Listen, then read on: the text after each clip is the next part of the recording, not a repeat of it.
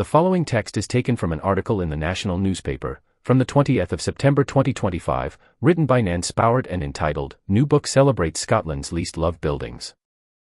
Iconic buildings are in danger of being destroyed because of a lack of appreciation for the genius of Scottish architecture, it has been warned. Instead of saving amazing buildings, too often the tendency has been to neglect them, then tear them down, according to Professor Bruce Peter of Glasgow School of Art.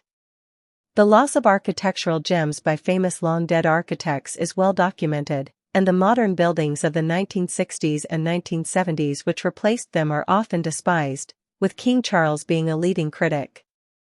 However, while many were badly designed and hastily built, there are examples of modernism that deserve to be preserved and cherished, Professor Peter argues.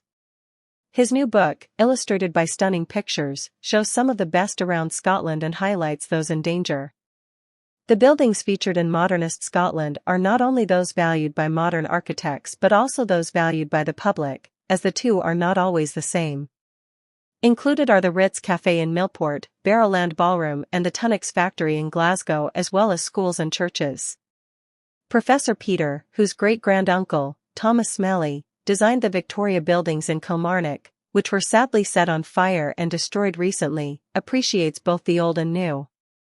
"I've always thought that architecture and construction were examples of Scottish genius," he said.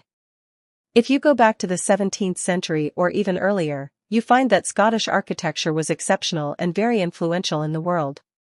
In Chicago and New York, you really see the influence of Scottish architects who went to the United States, which is why Batman was filmed in Glasgow. It looks just like those cities.